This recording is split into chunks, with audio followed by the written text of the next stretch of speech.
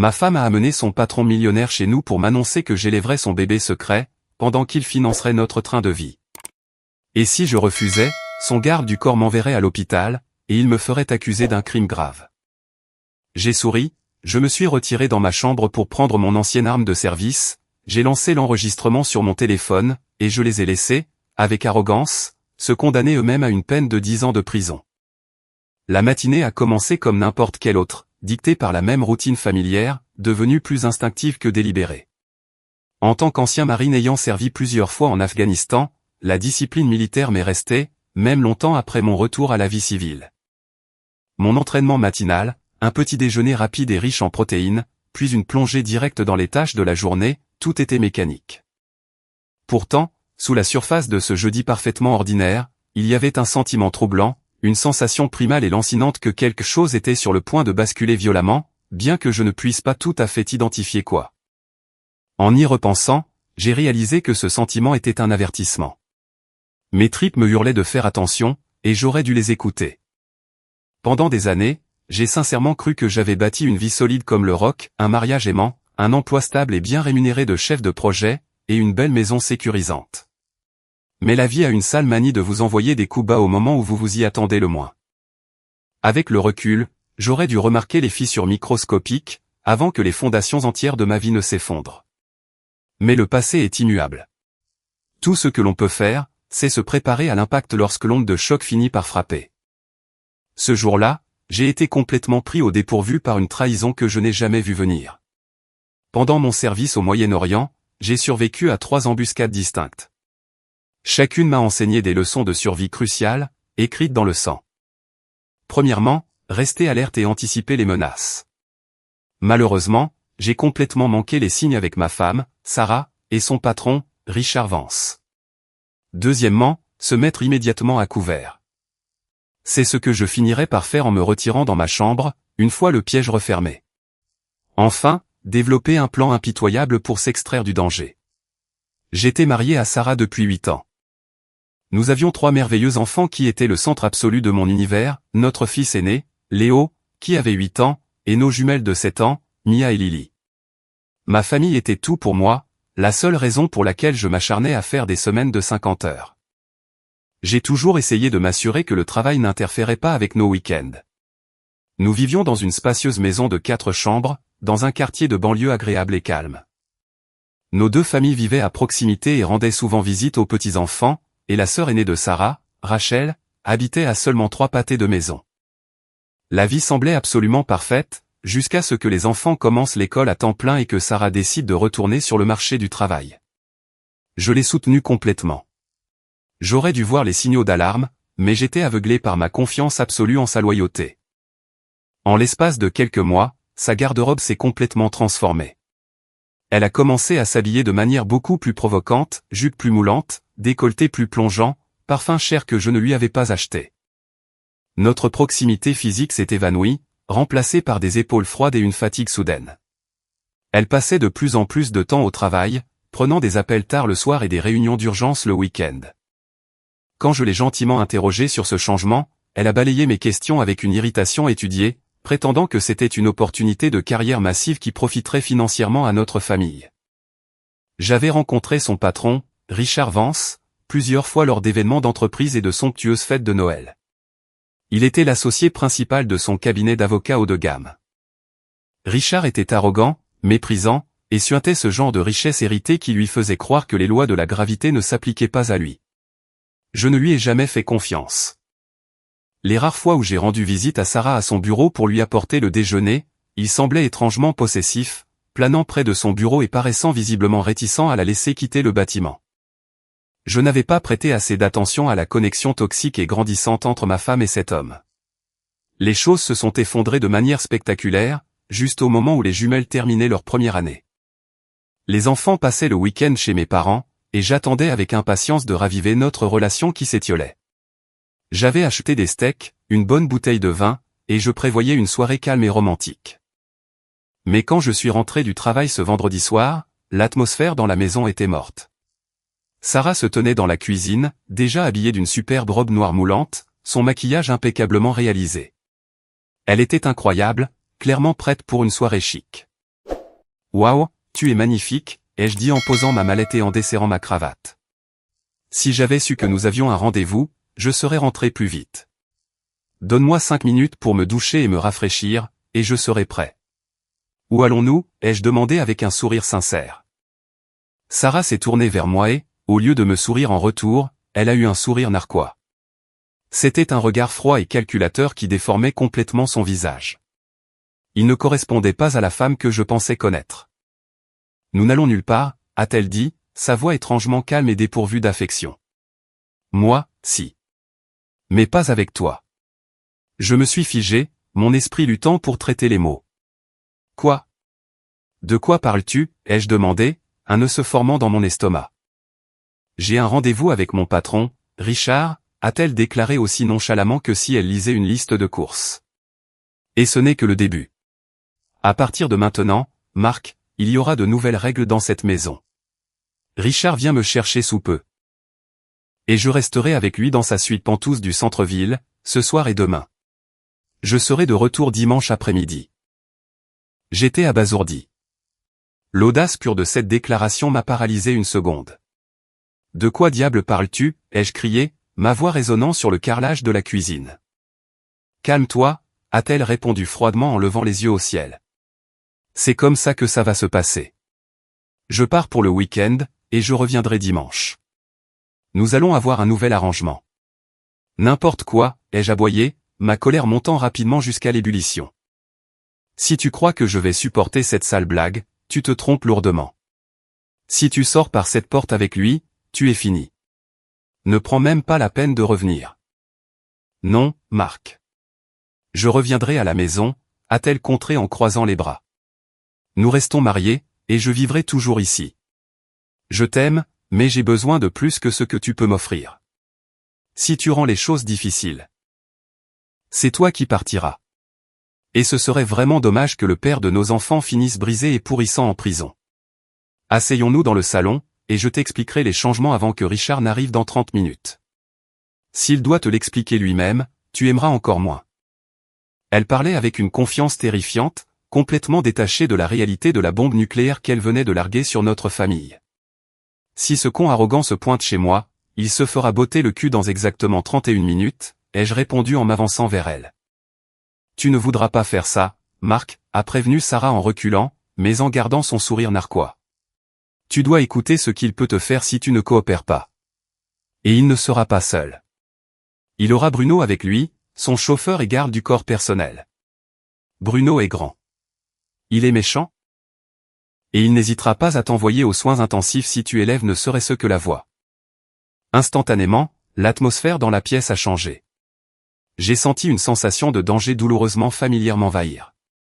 C'était exactement le même goût métallique d'adrénaline que je ressentais en Afghanistan, juste avant une embuscade. D'un côté, il y avait la femme à côté de qui j'avais dormi pendant 8 ans. De l'autre, un millionnaire puissant et son homme de main. Ils avaient l'avantage tactique de la surprise, et j'étais acculé dans ma propre maison. J'ai arrêté de discuter. Discuter avec un ennemi qui a déjà tendu un piège est une perte de temps. Je suis passé à côté de Sarah sans un mot de plus et je me suis dirigé directement vers les escaliers. Où vas-tu? A-t-elle exigé, une pointe de panique dans la voix, car mon silence n'était pas la réaction qu'elle attendait. Je dois me rafraîchir. Je descends dans 5 minutes, ai-je dit platement, en lui tournant le dos pour cacher la rage pure qui brûlait dans mes yeux. En tant que marine, j'ai appris 3 règles pour survivre aux embuscades, anticiper, se mettre à couvert, et planifier une fuite impitoyable.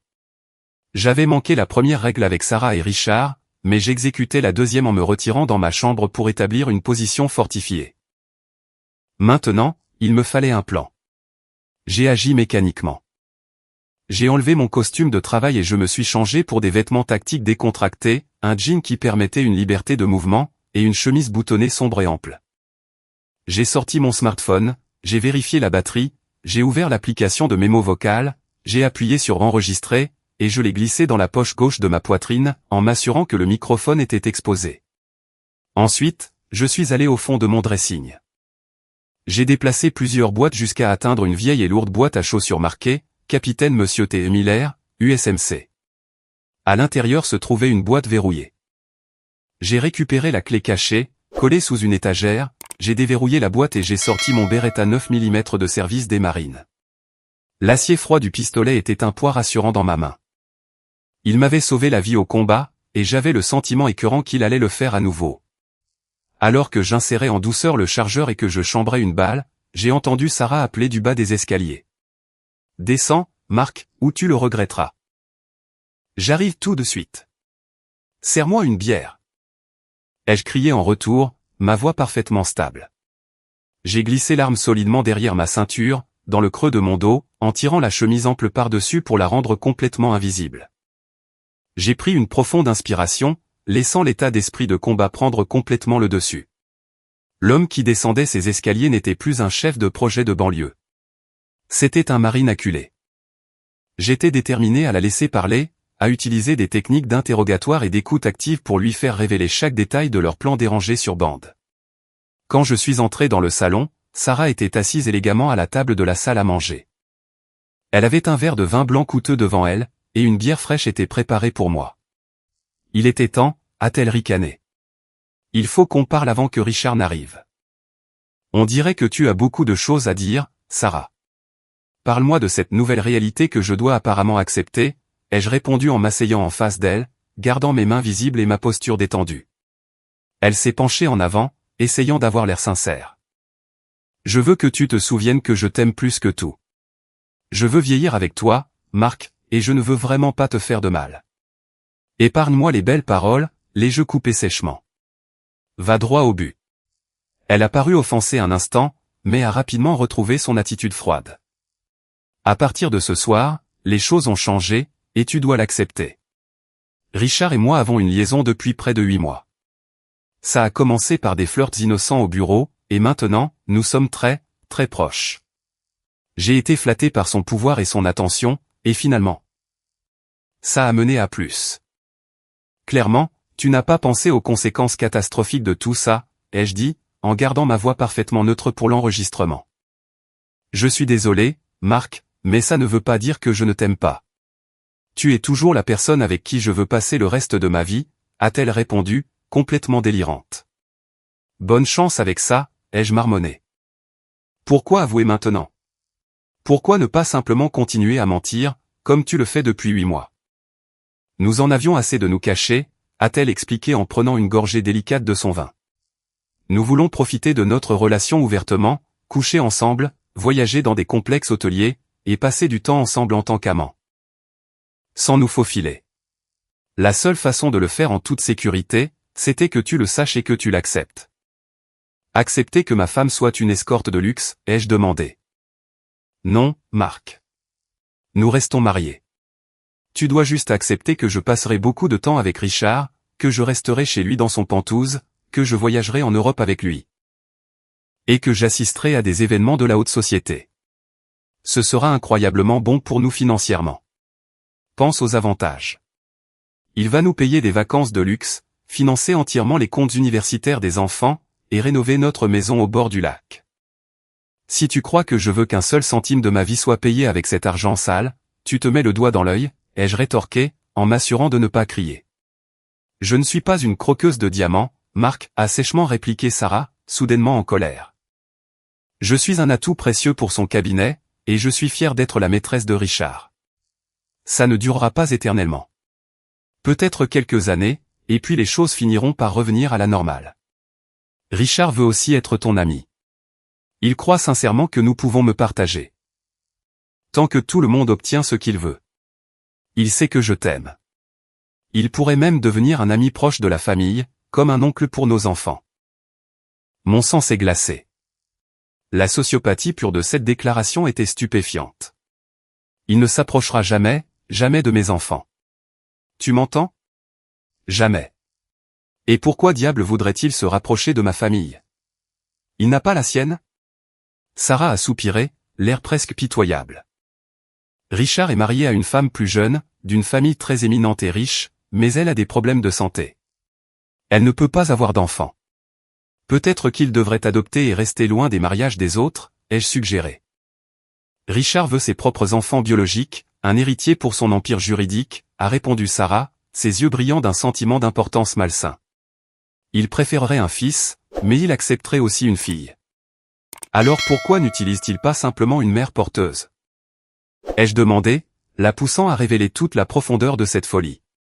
Il en a parlé, a-t-elle répondu en baissant la voix. Mais il pense qu'il serait un père absent terrible. Il veut que tout enfant qu'il aura grandisse dans un environnement familial stable et aimant. La dernière pièce du puzzle s'est mise en place, et ça m'a donné envie de vomir. Alors, il veut te mettre enceinte, et il veut que j'élève son bâtard pendant qu'il joue au papa du week-end. Ce ne serait pas un bâtard, a insisté Sarah sur la défensive. Ce serait mon enfant aussi. Et je sais que tu aimerais le bébé, tout comme tu aimes Léo et les filles, parce que tu m'aimes. Le bébé porterait le nom de famille Vance.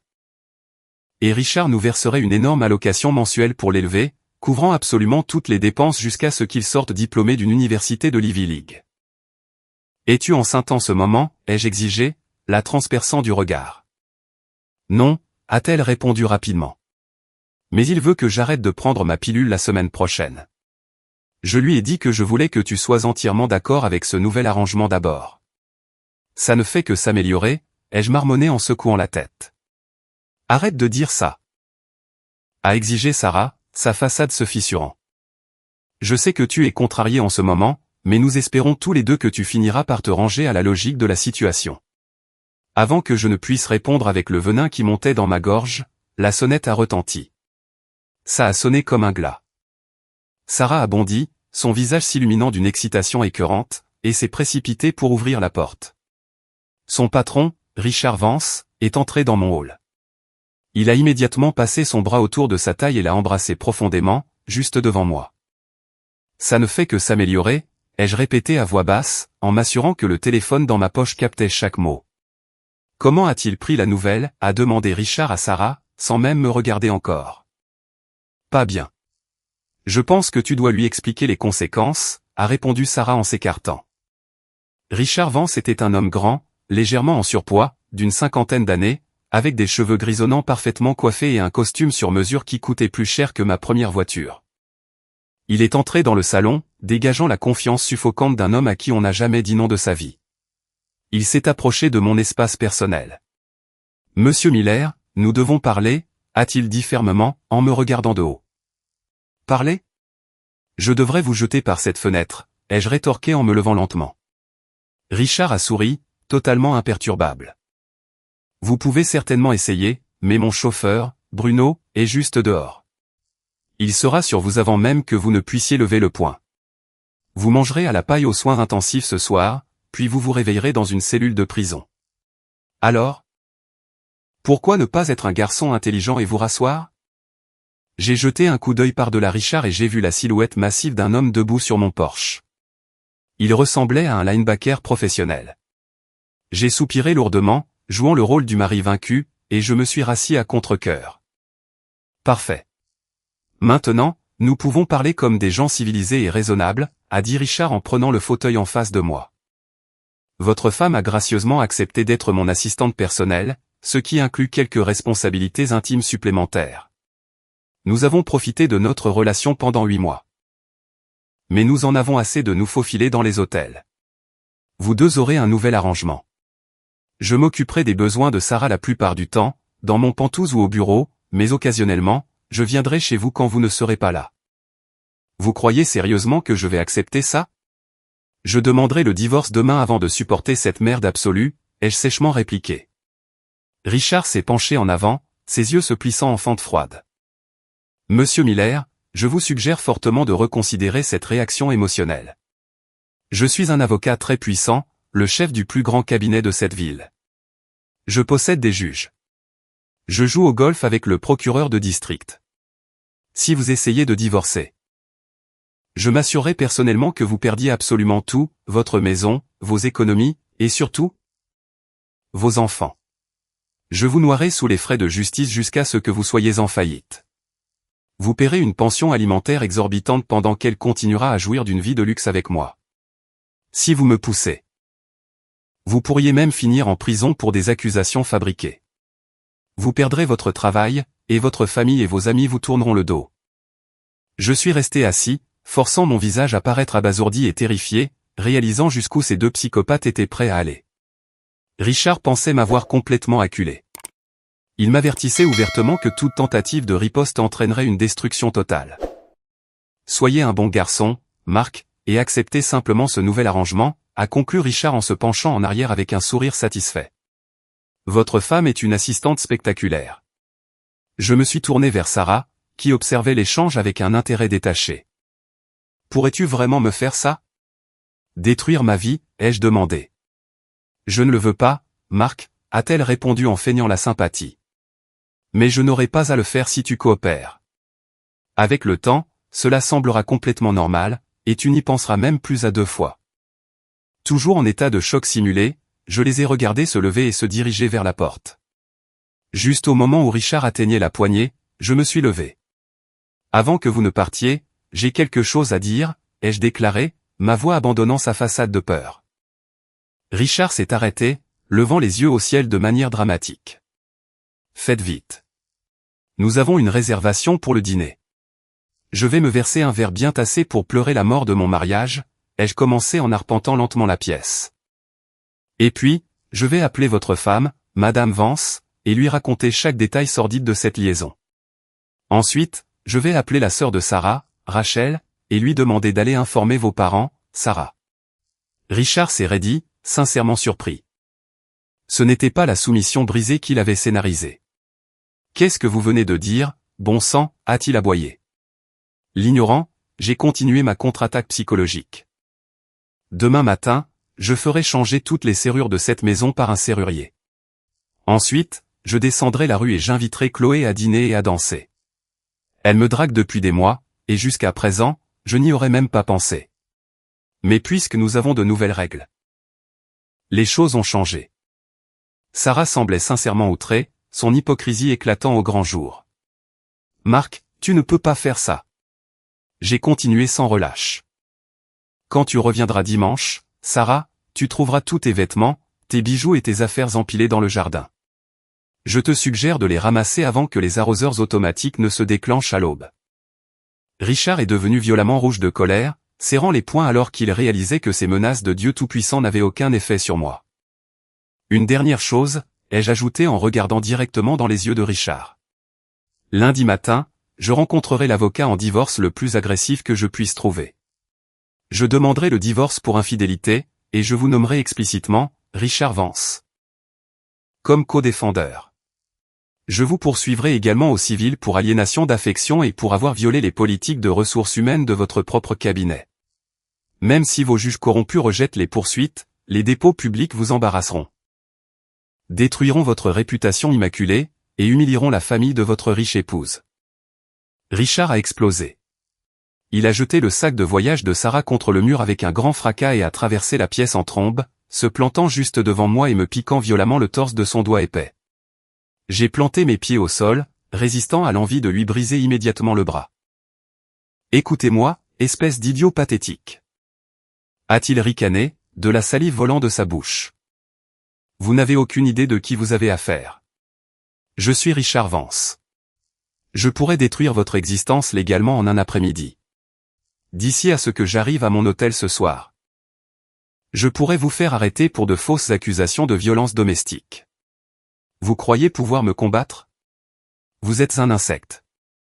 Je connais le chef de la police, le procureur de district, les juges, ils me doivent tous d'énormes faveurs. Si vous sortez du rang, votre vie est finie. Il était en plein délire de grandeur, complètement hors de contrôle. Et je l'ai laissé creuser sa propre tombe plus profondément pour l'enregistrement.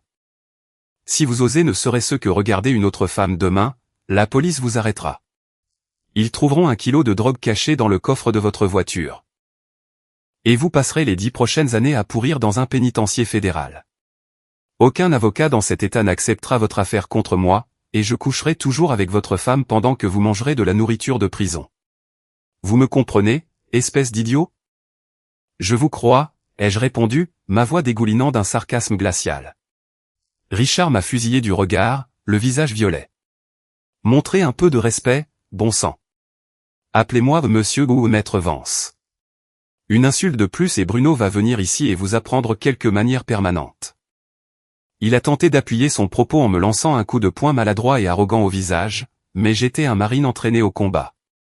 J'ai facilement dévié son coulant, j'ai saisi son poignet et je l'ai violemment repoussé en arrière.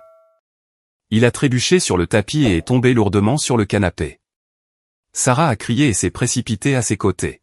« Marc, arrête !» Richard s'est relevé en se débattant, humilié et enragé. « Vous allez payer pour ça. » Bruno, entre. La lourde porte d'entrée s'est ouverte instantanément et Bruno, le garde du corps massif, est entré dans la pièce. Il mesurait facilement 1,93 mètres, pesait 115 kg de pur muscle, et portait un costume noir moulant. « Oui, maître Vance, » a grondé Bruno, ses yeux se fixant sur moi. « Brise-lui les jambes » a ordonné Richard, en me pointant d'un doigt tremblant. Bruno n'a pas hésité. Il s'est avancé vers moi avec l'aisance d'un homme de main expérimenté. Sarah a tenté de protester faiblement, « Richard, non, ne le blesse pas trop. » Mais Richard l'a renvoyé d'un geste de la main.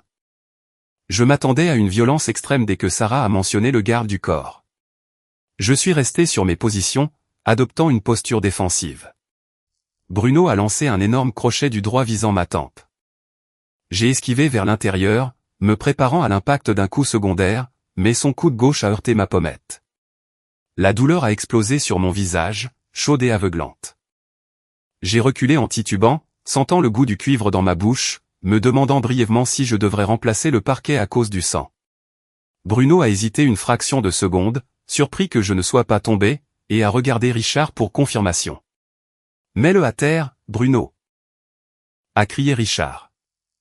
Réalisant que je ne pouvais pas échanger des coups avec un homme de 30 kg plus lourd que moi, j'ai essuyé le sang de ma bouche et je l'ai provoqué, « Tu frappes comme une petite fille gâtée. » Sa fierté blessée, Bruno a rugi et s'est jeté en avant pour une prise au sol. Alors qu'il engageait son poids, j'ai fait un pas de côté, j'ai saisi son bras tendu et j'ai utilisé son propre élan pour le projeter la tête la première dans la lourde table basse en chêne. Le bois s'est brisé dans un craquement écœurant. Bruno a gémi, hébété, mais a immédiatement mis la main à l'intérieur de sa veste de costume. J'ai vu le reflet du métal. La situation est instantanément passée d'une bagarre à une confrontation mortelle. Mes instincts de combat ont pris le dessus complètement. Avant qu'il ne puisse dégainer son arme, j'ai enfoncé mon genou carrément dans ses côtes. Entendant un claquement distinct, il s'est effondré sur le côté. J'ai laissé tomber mon poids sur son dos, j'ai immobilisé son bras, j'ai arraché le lourd pistolet de calibre 45 de son étui d'épaule, et je l'ai glissé dans ma propre ceinture, à côté de mon Beretta. Je me suis relevé en respirant lourdement, reculant pour les garder tous les deux dans mon champ de vision. Bruno se tordait sur le sol, se tenant les côtes cassées. « Combien de respect penses-tu que j'ai pour toi maintenant ?» ai-je demandé à Bruno, ma voix dépourvue d'émotion. Il a gémi, secouant la tête. « Exactement aucun, ai-je dit. Reste à terre ou je te finis. » Alors que je me concentrais sur la neutralisation de Bruno, Sarah a soudainement hurlé, « Marc, attention !» Je me suis retourné juste à temps pour voir Richard Vance se jeter sur moi, brandissant le lourd tisonnier en fer forgé qu'il avait attrapé près de l'âtre. Il l'a balancé comme une batte de baseball, visant directement mon crâne. J'ai instinctivement levé mon bras droit pour bloquer. La barre de fer s'est écrasée sur mon avant-bras avec un bruit d'os brisé. Une douleur aiguë et agonisante a parcouru mon épaule, et mon bras est instantanément devenu engourdi. La force du coup a fait trébucher Richard en avant. Ignorant la douleur aveuglante de mon bras cassé, j'ai sorti mon Beretta de la main gauche, j'ai armé la culasse sur ma ceinture, et j'ai pointé l'arme directement sur son visage. « Lâche ça !» ai-je rugi, l'ordre résonnant comme une bombe dans le salon. Richard s'est figé, le tisonnier glissant de ses doigts tremblants et cliquetant bruyamment sur le sol. Toute couleur a quitté son visage alors qu'il fixait le canon de mon 9 mm, recule. « Assieds-toi sur le canapé, maintenant !» ai-je commandé. Il a reculé en se débattant, s'effondrant sur le canapé à côté de Sarah, qui sanglotait hystériquement, les mains couvrant sa bouche. Bruno gémissait toujours sur le sol, complètement hors de combat. « Maintenant !» ai-je dit, la poitrine haletante, du sang coulant de mon menton. « Où est ton téléphone, Richard ?» Il a hésité, ses yeux s'agitant vers la porte. J'ai fait un pas en avant, pressant le canon froid contre son front. « Ton téléphone. » Maintenant. Les mains tremblantes, il a mis la main dans la poche de sa veste et m'a tendu son smartphone élégant et coûteux. « Déverrouille-le !» ai-je ordonné. Il a passé son pouce sur l'écran. « Ouvre FaceTime. » « Appelle ta femme » ai-je exigé. S'il te plaît, non. Tu n'as pas à faire ça, a supplié Richard, sa façade arrogante complètement brisée. Appelle là où je ferai en sorte que le pistolet de Bruno se déclenche accidentellement dans ta rotule, ai-je menti, le ton d'un sérieux mortel. Il a fait défiler ses contacts et a appuyé sur FaceTime. Le téléphone a sonné 3 fois avant qu'une femme sophistiquée d'une 50aine d'années ne réponde. Elle était assise dans ce qui ressemblait à un bureau somptueux. Richard, pourquoi m'appelles-tu en vidéo? Qui est-ce? A demandé Madame Vance, fronçant les sourcils de confusion en voyant mon visage meurtri et ensanglanté à l'écran. Madame Vance, ai-je dit en gardant la caméra stable de la main gauche. Je m'appelle Mark Miller. Vous ne me connaissez pas, mais votre mari connaît très bien ma femme, Sarah. Ils ont une liaison depuis 8 mois. Son choc a été immédiat et palpable. Qu'est-ce que c'est? Une sorte de mauvaise blague? J'ai retourné la caméra, montrant Richard recroquevillé sur le canapé, transpirant abondamment, avec Sarah sanglotant à côté de lui. Regardez par vous-même. Dis bonjour à ta femme, Richard. Oh mon Dieu, a haleté Madame Vance, la main sur la poitrine. Richard, que se passe-t-il? Ne lui faites pas de mal. Je ne vais pas lui faire de mal, Madame Vance, à moins qu'il n'essaie de me tuer à nouveau, ai-je expliqué calmement. Malgré l'agonie lancinante de mon bras cassé. Votre mari et ma femme ont planifié un week-end romantique ensemble. Quand je me suis opposé à ce qu'il finance ma vie pour élever son enfant illégitime, il a demandé à son gorille de me mettre dans le coma. Malheureusement pour Bruno, je suis un marine et j'ai dû me défendre. Elle a balbutié, sa voix tremblant de rage et de chagrin. Richard m'a dit qu'il travaillait sur une fusion d'entreprises massive à Aspen ce week-end. Il a menti. Il est juste ici, dans mon salon, Madame Vance, avec Sarah, qui était entièrement prête à passer le week-end dans son lit. J'ai balayé la caméra vers le sac de voyage de Sarah, posé sur le sol. C'est la réalité de l'homme avec qui vous êtes marié. Il y a eu un long et lourd silence sur la ligne. J'ai vu le moment exact où le choc s'est transformé en pure fureur froide dans les yeux de Madame Vance. Je dois y aller maintenant, a murmuré Madame Vance, sa voix comme de la glace. La police sera là bientôt. C'était très instructif de vous parler, Monsieur Miller. Bonne soirée, Madame, ai-je dit, et j'ai mis fin à l'appel. J'ai jeté le téléphone à 1000 € contre la cheminée en briques, brisant l'écran. Je me suis retourné vers Richard, qui avait l'air sur le point de vomir.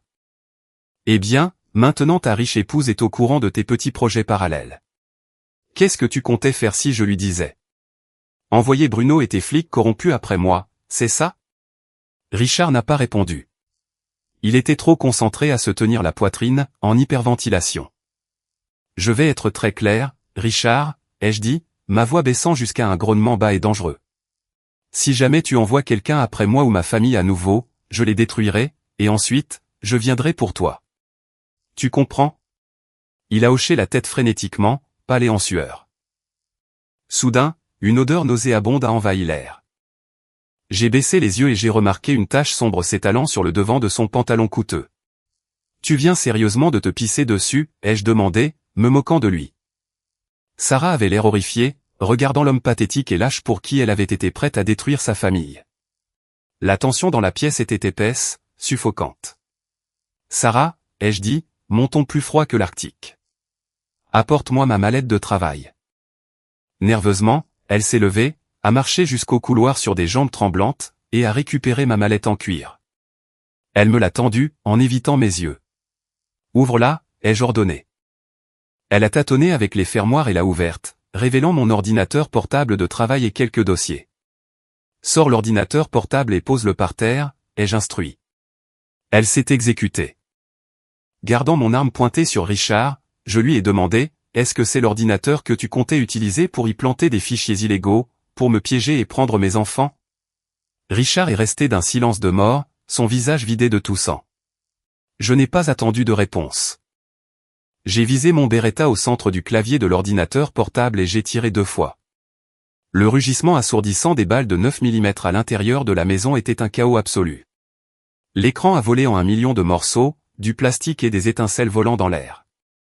La pièce s'est instantanément remplie de l'odeur âcre de la poudre à canon et de l'électronique brûlée. Sarah a de nouveau crié, se couvrant les oreilles. Je me suis penché près de Richard, le canon fumant de l'arme à quelques centimètres de son visage. Essaie de charger quoi que ce soit là-dessus maintenant, espèce d'ordure. Satisfait d'avoir détruit toute possibilité pour lui de me piéger numériquement dans l'immédiat, je me suis redressé. Ma tête tournait. La décharge d'adrénaline s'estompait, et la douleur aveuglante de mon bras cassé et de ma pommette fracturée me submergeait comme un raz-de-marée. Je suis entré dans la cuisine, j'ai gardé mon arme dans ma main gauche, et j'ai maladroitement éclaboussé de l'eau froide sur mon visage avec ma main droite engourdie. Mon reflet dans le micro-ondes en acier inoxydable ressemblait à un fantôme, meurtri, ensanglanté et épuisé. Quand je suis retourné dans le salon, tout le monde était figé sur place. Restez exactement où vous êtes jusqu'à l'arrivée de la police. Il devrait être là d'une minute à l'autre, ai-je dit sarcastiquement, en enjambant Bruno, qui gémissait toujours sur le sol, et en sortant par la porte d'entrée sur le porche. Dehors, la rue de banlieue calme s'était animée. Plusieurs voisins s'étaient rassemblés sur leur pelouse, leurs visages marqués d'une profonde inquiétude. Marc, c'était des coups de feu, a appelé le major Tom Jenkins, un ranger de l'armée à la retraite et mon ami le plus proche dans le quartier. Oui, Tom, ai-je répondu, en m'appuyant lourdement contre la balustrade du porche. Est-ce que quelqu'un a appelé le 911, a crié Tom à la foule. Quelques personnes ont hoché la tête, brandissant leur téléphone. Tom a couru jusqu'à mon jardin. Tu es touché, mon fils? A-t-il demandé, son entraînement militaire prenant le dessus alors qu'il évaluait mon visage ensanglanté et mon bras inerte. Tu devrais voir les autres, ai-je répondu avec un sourire sinistre et douloureux. Tom, j'ai besoin d'une énorme faveur. Dis-moi, a-t-il dit en montant sur le porche. J'ai besoin que tu prennes ça, ai-je dit en sortant le 45 de Bruno et mon Beretta de ma ceinture, en vidant les chargeurs et en désarmant les chambres avec ma main valide. Mets-les sur la table du patio. Je ne veux rien tenir quand les uniformes arriveront. Tom a rapidement pris les armes et les a placées en sécurité sur la table en verre. Juste à ce moment-là, Chloé, une autre voisine, est arrivée en courant avec une trousse de premiers secours. Marc, tu as l'air terrible, a-t-elle dit, ses mains tremblant alors qu'elle pressait une compresse de gaz sur ma joue ensanglantée. J'ai la tête qui tourne, ai-je admis, ma vision commençant à se brouiller sur les bords. J'ai attrapé l'épaule de Tom. Tom, écoute-moi. J'ai eu une confrontation avec l'amant de ma femme. C'est un avocat puissant et corrompu. Il m'a explicitement menacé de faire en sorte que des flics corrompus cachent de la drogue dans ma voiture pour me ruiner. Après que l'ambulance m'aura emmené, s'il te plaît. Sors ma voiture de l'allée et cache-la dans ton garage fermé à clé. Le code du clavier et le numéro de ma maison. Considère que c'est fait, Marc. Je couvre tes arrières, a promis Tom d'un ton sinistre. Asseyons-nous, a dit Chloé, me guidant vers les marches du porche juste au moment où le hurlement strident de plusieurs sirènes de police a rempli l'air. 3 voitures de patrouille ont dérapé devant ma maison, les gyrophares clignotant agressivement. 6 officiers ont sauté, armes au poing, hurlant des ordres. Tom a immédiatement levé les mains et a crié « Ne tirez pas !» La scène est sécurisée. Les armes sont déchargées et sur la table. Nous avons besoin de secouristes.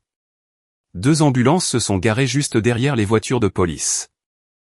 Les officiers ont pris d'assaut la maison, maîtrisant Richard, Sarah et Bruno, qui étaient neutralisés. Un secouriste s'est précipité vers moi, éclairant mes yeux avec une lampe stylo. Pupille paresseuse. Suspicion de commotion cérébrale, fracture orbitaire certaine, et fracture grave du radius droit, a énuméré le secouriste à son partenaire. Ils m'ont chargé sur une civière. La douleur était insupportable lorsqu'ils ont attaché mon bras. Alors qu'ils me transportaient vers l'ambulance, j'ai vu une femme officier escorter Sarah hors de la maison, menottée. Sarah s'est arrêtée net quand elle m'a vu sur la civière, battue et ensanglantée. Des larmes coulaient sur son visage, ruinant son maquillage parfait. Marc, je suis tellement désolé. Ce n'est pas ce que je voulais. Je n'ai jamais voulu que tu sois blessé, a-t-elle gémi, en essayant de se détacher de l'officier. Je l'ai regardé avec mon seul œil valide. Va au diable, Sarah, ai-je murmuré froidement. L'officier l'a poussé à l'arrière de la voiture de police. Le secouriste m'a injecté quelque chose dans ma perfusion. Une couverture chaude et lourde d'obscurité m'a envahi, et je me suis évanoui. Mise à jour 1. Je ne sais pas quel cocktail d'analgésique ils m'ont injecté, mais j'ai été complètement inconscient pendant 3 jours d'affilée. Quand j'ai enfin réussi à ouvrir les yeux, les lumières fluorescentes vives de la chambre d'hôpital m'ont aveuglé. Ma vision était floue, mais je pouvais distinguer la silhouette d'une infirmière vérifiant mes moniteurs. « Monsieur Miller, vous m'entendez ?» a-t-elle demandé doucement. « Je suis l'infirmière Clara. Vous êtes à l'hôpital Merci Général. Vous avez été inconscient pendant 3 jours. » 3 jours? Ai-je croassé, ma gorge comme du papier de verre. J'ai essayé de me redresser, mais une traction vive sur mon poignet gauche m'a arrêté net. J'ai baissé les yeux. J'étais menotté au lourd rail métallique du lit. « Qu'est-ce que c'est que ce bordel ?» ai-je exigé, en secouant la chaîne. « Détendez-vous, monsieur Miller », a dit une voix profonde du coin de la pièce. Un homme d'âge mûr en costume bon marché est entré dans la lumière, brandissant un badge. « Je suis l'inspecteur Miller. Aucun lien de parenté. Nous craignons que vous n'essayiez de vous enfuir. » M'enfuir? J'ai un bras cassé et une commotion cérébrale. Pourquoi m'enfuirais-je, ai-je demandé, perplexe. Parce que vous êtes en état d'arrestation, a répondu platement l'inspecteur, en sortant un bloc-notes. Vous êtes accusé de 2 chefs d'accusation de voies de fait graves avec une arme mortelle, de tentative de meurtre, de décharge illégale d'une arme à feu, et de violence domestique. Ces accusations ont été déposées par Richard Vance, Bruno Costa et votre femme, Sarah Miller. Mon estomac s'est noué. Richard avait parfaitement exécuté sa menace pendant que j'étais inconscient. Ils m'ont attaqué chez moi, ai-je déclaré fermement. L'inspecteur Miller a soupiré. Ce n'est pas leur version des faits. Ils affirment que vous avez découvert la liaison, que vous êtes entré dans une rage psychotique alimentée par le SSPT, que vous les avez pris en otage sous la menace d'une arme, que vous avez tiré sur monsieur Vance, que vous avez violemment agressé monsieur Costa. Et que vous avez battu votre femme. Les preuves matérielles sur les lieux, l'ordinateur portable détruit, les impacts de balles, le sang corroborent leur histoire. J'ai besoin d'un avocat, ai-je dit immédiatement, mettant fin à la conversation. L'inspecteur m'allumait droit Miranda et est sorti. L'infirmière Clara m'a jeté un regard compatissant, m'a tendu une tasse de glace pilée, et m'a laissé seul avec mes pensées tourbillonnantes. Mon bras droit était dans un lourd plâtre. Mon visage était entièrement bandé, et ma poitrine me faisait mal à cause de côtes meurtries. Le lendemain matin, un jeune avocat commis d'office, l'air fatigué, nommé Eric, est entré dans ma chambre. Il a laissé tomber un épais dossier sur ma tablette de lit. « Monsieur Miller, je suis votre avocat commis d'office », a commencé Eric en se frottant les tempes. J'ai examiné le dossier du procureur. Ça ne sent pas bon. Le procureur demande la peine maximale. Vance est un poids lourd dans cette ville. Il a l'oreille du procureur. Où sont mes enfants? Ai-je interrompu, la panique montant. Ils sont chez la sœur de votre femme, Rachel. Les services de protection de l'enfance ont accordé la garde temporaire à la mère, bien qu'elle séjourne ailleurs, a expliqué Eric. Quelle est votre stratégie, ai-je demandé. Honnêtement, nous plaidons pour une négociation de peine, a dit nerveusement Eric. Si nous invoquons le SSPT de votre service militaire, nous pourrions faire réduire la tentative de meurtre à des voies de fait graves. Vous ferez peut-être 5 à 7 ans. Je ne plaiderai absolument pas coupable pour avoir défendu ma propre vie, ai-je grogné. Vous devez plaider non coupable pour tous les chefs d'accusation. Eric m'a regardé comme si j'étais fou. Marc, ils ont des photos du visage meurtri de votre femme. Ils prétendent que vous l'avez frappée. Je n'ai jamais posé un doigt sur elle. C'est Richard qui a fait ça pour me piéger, ai-je insisté, mais je pouvais voir dans les yeux d'Eric qu'il ne me croyait pas. Il avait peur de l'ombre de Richard Vance. Plaidez simplement non coupable, Eric. Ensuite, j'ai besoin que vous fassiez exactement une chose pour moi. Appelez mon oncle Arthur Pendleton. C'est un avocat à la retraite de la marine, du JAG, qui vit à Chicago. Dites-lui où je suis et dites-lui de venir hier. Eric a accepté à contre-cœur et est parti. Je suis resté allongé sur ce lit d'hôpital, fixant le plafond, luttant contre un désespoir écrasant. Ma femme m'avait trahi, mes enfants avaient été enlevés, et je risquais des décennies de prison. Mais ils ne connaissaient pas l'enregistrement. 2 jours plus tard, j'ai comparu devant un juge par liaison vidéo depuis mon lit d'hôpital. J'ai formellement plaidé non coupable. Le procureur a demandé agressivement que je sois détenu sans caution, me qualifiant de vétéran violent et instable. Mais juste au moment où le juge allait frapper son marteau, les portes de la salle d'audience à l'écran se sont ouvertes en grand. Mon oncle Arthur est entré. Il avait 70 ans, marchait avec une canne, et possédait la présence terrifiante au tribunal d'un gorille à dos argenté. Il a immédiatement déposé une motion, se substituant comme mon avocat principal, et a brillamment plaidé pour ma libération. Il a souligné mon casier judiciaire vierge, mes honneurs militaires et mes liens profonds avec la communauté. Le juge, clairement intimidé par la maîtrise parfaite de la loi d'Arthur, a accordé la caution, mais m'a placé sous une stricte assignation à résidence avec un bracelet électronique. Le lendemain, j'ai été libéré. Oncle Arthur avait loué une maison de ville sécurisée dans une communauté fermée, sachant que je ne pouvais pas retourner chez moi, qui était toujours une scène de crime désignée. Une fois seul dans la maison, Arthur nous a versé à tous les deux un café noir et s'est assis. Très bien, Marc, j'ai lu les rapports de police. C'est un coup monté magnifiquement orchestré. Vance possède la moitié des forces de police. Maintenant, dis-moi la vérité. Je me suis penché en avant et je lui ai absolument tout raconté, chaque mot de la conversation, les menaces, la bagarre, l'appel FaceTime, et surtout, l'enregistrement secret. Les yeux d'Arthur se sont écarquillés. Tu as enregistré toute la confrontation? Oui, sur mon téléphone. Mais quand la police est arrivée, je ne l'avais pas sur moi. Je l'ai caché dans la cuisine, sous les torchons, dans le tiroir à côté de l'évier, juste avant de m'éclabousser le visage d'eau. Il est toujours dans la maison.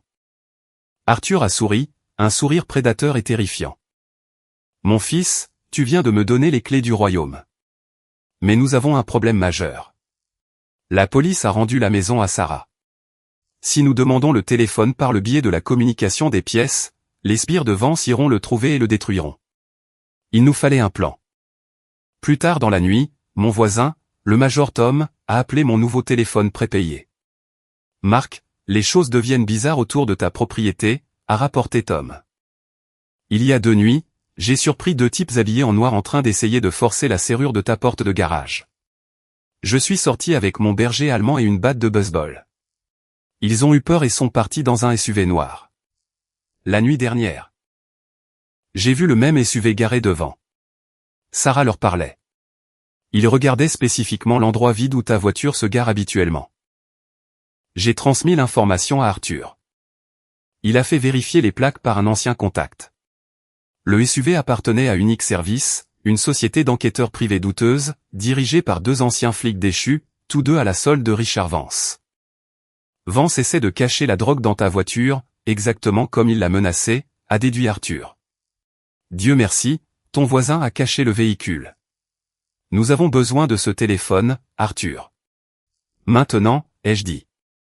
Arthur a formulé un plan brillant et trompeur. Il a appelé l'équipe juridique de Sarah, prétendant que je craquais psychologiquement et que je voulais discuter d'une négociation de peine discrète.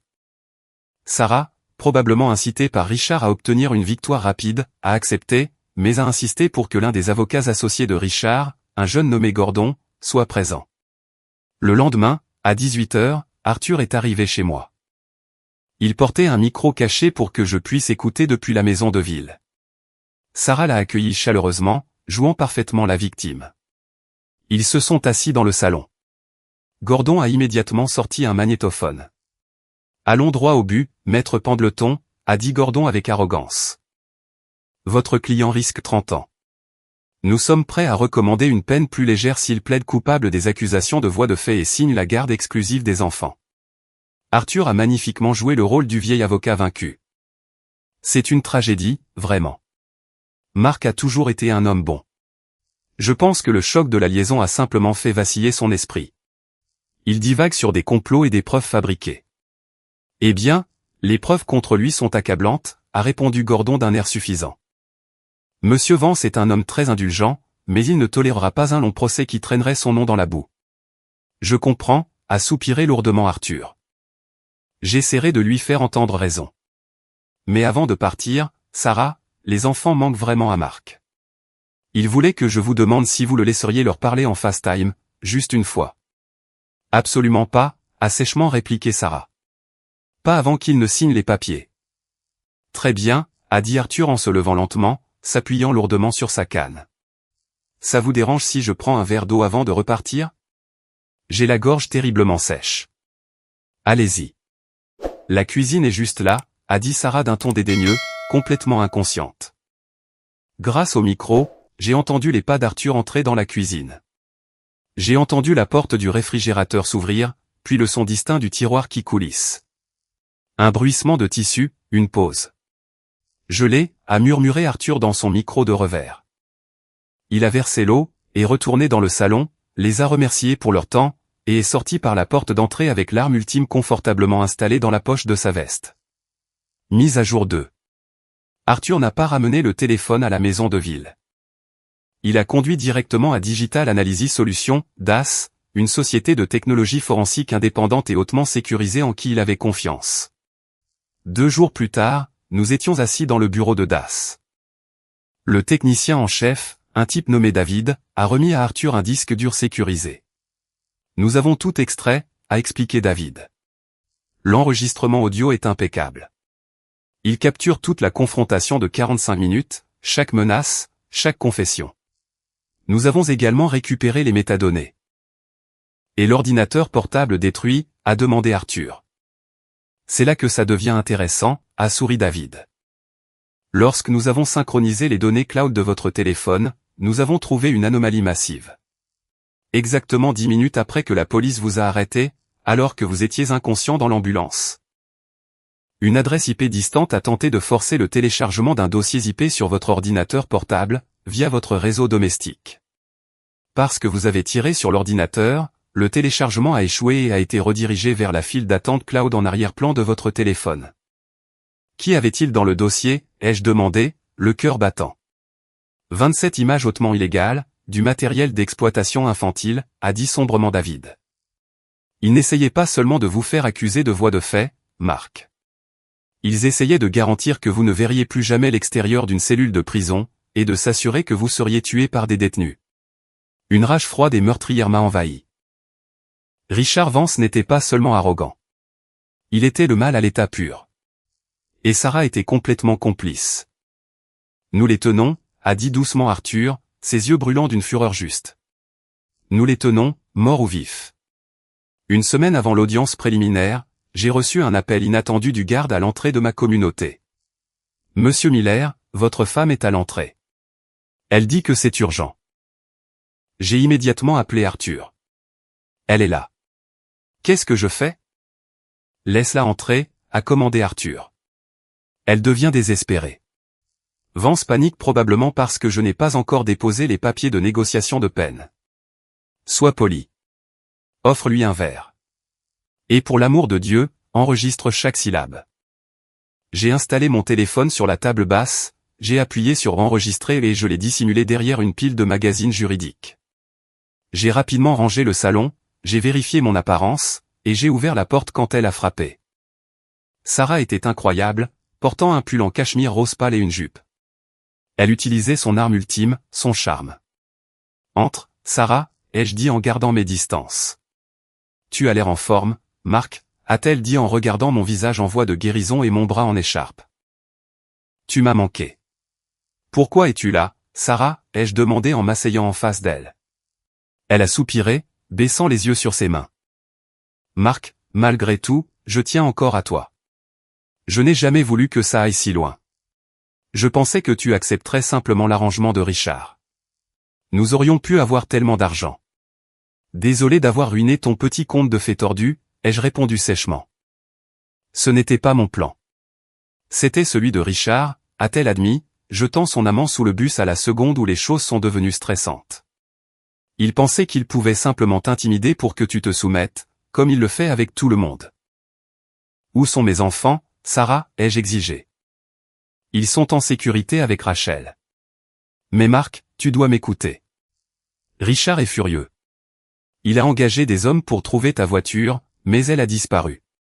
Oui, je l'ai déplacée avant que ces sbires ne puissent y cacher la drogue, comme il m'en a menacé, ai-je dit. Sarah a hésité, puis a avoué. Je sais. Je ne voulais pas qu'il le fasse, mais il a insisté sur le fait que nous avions besoin de plus de levier contre toi. Tu ne sembles pas avoir de problème à accumuler de fausses preuves. Et l'accusation de violence domestique? Je ne t'ai jamais touché. Sarah a semblé sincèrement honteuse une fraction de seconde. C'était aussi l'idée de Richard. Après que tu as tiré sur l'ordinateur et que tu es sorti. Richard a paniqué. Il a réalisé que tu avais détruit sa capacité à planter les fichiers. Il a dit à Bruno de me frapper au visage pour créer les bleus. Nous avons passé les 20 minutes avant l'arrivée de la police à répéter l'histoire selon laquelle tu étais devenu fou. Que tu leur avais tiré dessus, et que tu m'avais battu. J'ai mentalement applaudi. Elle venait d'avouer un complot et un parjure sur bande. Alors pourquoi es-tu ici maintenant, ai-je demandé. Richard connaît ton passé de combattant. Il veut que tu plaides coupable pour aliénation mentale due au SSPT. Il a un juge dans sa poche qui te condamnera à un établissement psychiatrique privé pour vétérans, au lieu d'une prison d'État. Tu feras 1 an, peut-être moins. Et puis nous pourrons recommencer, Marc. Juste toi, moi et les enfants, avec l'argent de Richard. Je l'ai regardée, complètement dégoûtée par le vide absolu là où son âme aurait dû être. Elle voulait que je m'enferme dans un asile pour qu'elle puisse garder son riche amant, et ensuite, elle s'attendait à ce que je revienne jouer à la famille heureuse. J'y réfléchirai, Sarah, ai-je menti doucement. Je dois en parler à Arthur. Avant de partir, elle s'est approchée et a posé sa main sur mon genou. Dormir à côté de toi me manque, Marc. Montons juste 1 heure. Oublions tout ça. Je me suis levé brusquement, m'éloignant de son contact toxique. La porte est juste là, Sarah. Elle m'a fusillé du regard, son masque tombant, et est sortie en trombe. Mise à jour 3. Le dénouement. Le jour de l'audience préliminaire est arrivé. La salle d'audience était bondée. L'accusation était suprêmement confiante. Richard Vance était assis au premier rang, portant un costume sur mesure, l'air d'un roi tenant sa cour. Sarah était assise à côté de lui, jouant la victime traumatisée, tamponnant ses yeux secs avec un mouchoir. Bruno était assis derrière eux, me lançant des regards noirs. La procureure adjointe, une femme vive nommée Madame Higgins, a appelé ses témoins. D'abord, Bruno. Il a menti sous serment, affirmant que je l'avais attaqué sans provocation avec des techniques d'arts martiaux mortels. Ensuite, Sarah. Elle a pleuré à la barre, détaillant comment j'aurais prétendument craqué, lui aurais mis un pistolet sur la tempe, et l'aurais sévèrement battu. Enfin, Richard Vance a pris la barre. Il s'est présenté comme un passant héroïque essayant de sauver ma femme maltraitée d'un vétéran dérangé et lourdement armé.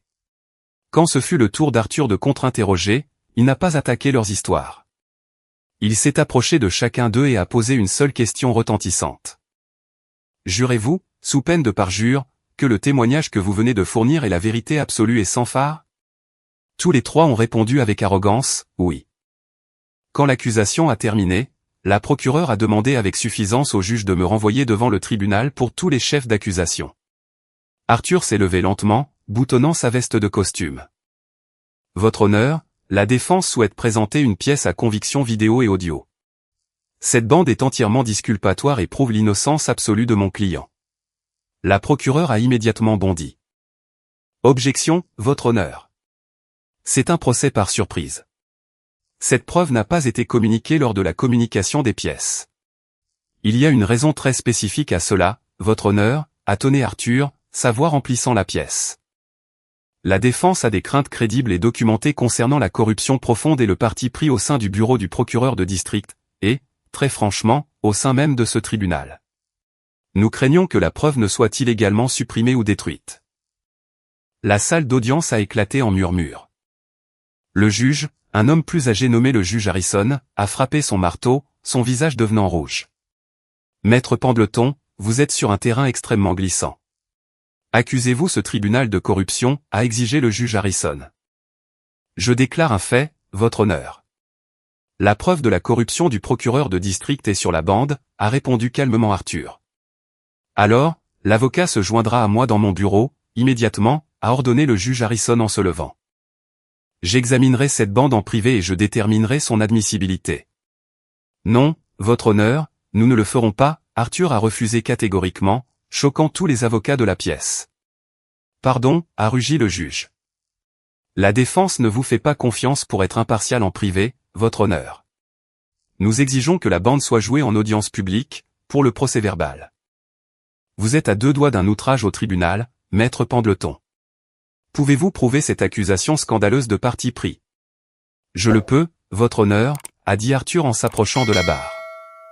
Si vous voulez bien me permettre de répondre à 3 simples questions, pour le procès-verbal. Le juge Harrison a ricané. Posez vos questions, maître, mais si vous échouez, vous passerez la nuit en cellule. Arthur a souri. C'était le piège qui se refermait. Votre honneur, votre fils aîné, Michael, est actuellement en première année à l'Académie navale des États-Unis, n'est-ce pas? Le juge a froncé les sourcils, confus. Si, c'est le cas. Qu'est-ce que cela a à voir avec quoi que ce soit? L'admission à l'Académie navale est notoirement difficile. Elle nécessite une nomination du Congrès et plusieurs lettres de recommandation très prestigieuses, est-ce exact? Oui, a répondu le juge, sa fierté luttant avec son agacement. Arthur s'est penché. Qui a écrit la lettre de recommandation principale qui a assuré la nomination de votre fils, votre honneur? Le juge s'est figé, le sang quittant complètement son visage. Il a regardé la galerie, croisant le regard de Richard Vance, qui semblait soudain très mal à l'aise. Je ne vois pas en quoi c'est pertinent, a balbutié le juge. Je vous rappelle que vous êtes sous serment en tant qu'officier de la cour, votre honneur, a insisté impitoyablement Arthur. Est-ce que monsieur Richard Vance a écrit cette lettre? Et est-ce que monsieur Vance a également financé personnellement votre campagne de réélection par une série de comités d'action politique fantômes? Le silence dans la salle d'audience était assourdissant. La procureure semblait horrifiée. Alors, votre honneur, a conclu Arthur, sa voix sonnant comme une cloche, vous pouvez comprendre pourquoi la défense refuse de vous laisser examiner cette preuve en secret. Considérant que la victime principale dans cette affaire a essentiellement acheté la carrière militaire de votre fils et votre siège à la cour. Le juge Harrison a dégluti difficilement, réalisant qu'il était acculé. S'il supprimait la bande maintenant, Arthur porterait la transcription directement au Conseil fédéral de révision judiciaire. Huissier, a croassé le juge, sa voix tremblante. Baissez les lumières. Passez la bande. Arthur a branché son ordinateur portable au système de projection du tribunal. Les écrans massifs sur le mur ont vacillé. L'audio était d'une clarté cristalline. La vidéo, tournée depuis ma poche de poitrine, montrait le plafond et le ventilateur, mais capturait parfaitement tout l'événement. La salle d'audience a écouté dans un silence stupéfait, alors que la voix de Sarah résonnait dans les haut-parleurs, détaillant sa liaison de 8 mois et le plan malsain pour que j'élève le bébé de Richard. Ils ont entendu Richard Vance entrer chez moi et me menacer explicitement, je possède des juges. Je joue au golf avec le procureur. Je vous ferai arrêter pour de fausses accusations. Je ferai cacher de la drogue dans votre voiture. Ils ont entendu la bagarre violente, le grognement de douleur de Bruno, et moi le désarmant. Ils ont entendu Richard me menacer avec le tisonnier, le coup de feu détruisant l'ordinateur portable, et Richard surinant dessus de peur. Quand la bande s'est terminée, Arthur ne s'est pas arrêté. J'ai une autre pièce à conviction, votre honneur. Il a cliqué sur le deuxième fichier. C'était la vidéo de ma maison de ville. Le visage de Sarah est apparu à l'écran en haute définition. Toute la salle d'audience a regardé ma femme avouer avoir simulé ses blessures. Richard a dit à Bruno de me frapper au visage pour créer les bleus. Nous avons répété l'histoire. Il veut que tu plaides la folie pour que tu ailles dans un asile, et ensuite nous pourrons utiliser son argent. Le chaos a éclaté. Sarah a crié, « Marc, comment as-tu pu me faire ça ?» Richard Vance a bondi, le visage violet de rage, pointant un doigt tremblant sur Sarah. « Espèce de stupide fille.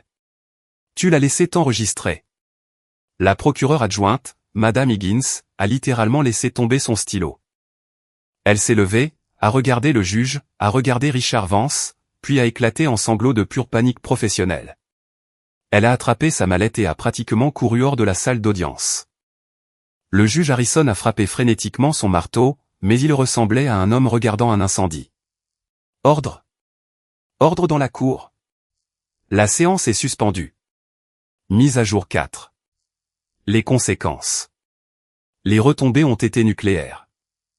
Le lendemain matin, le procureur de district en personne, furieux de découvrir que son bureau avait été compromis par la corruption de Vance, a comparu personnellement au tribunal. Votre honneur, a annoncé sombrement le procureur, toutes les accusations contre Mark Miller sont immédiatement rejetées avec préjudice. Nous estimons qu'il a agi entièrement en légitime défense. J'ai fermé les yeux et j'ai poussé un soupir. J'avais l'impression de retenir ma respiration depuis un mois. Mon oncle Arthur m'a serré l'épaule. De plus, a continué le procureur en se tournant pour foudroyer la galerie, mon bureau a émis des mandats d'arrêt immédiat contre Richard Vance, Bruno Costa et Sarah Miller. Des policiers ont envahi la galerie. Richard a essayé de se débattre, criant ses droits, mais il a été violemment plaqué au sol et menotté. Bruno s'est rendu tranquillement. Sarah s'est effondrée sur le sol, sanglotant hystériquement alors qu'il lui serrait les menottes autour des poignets.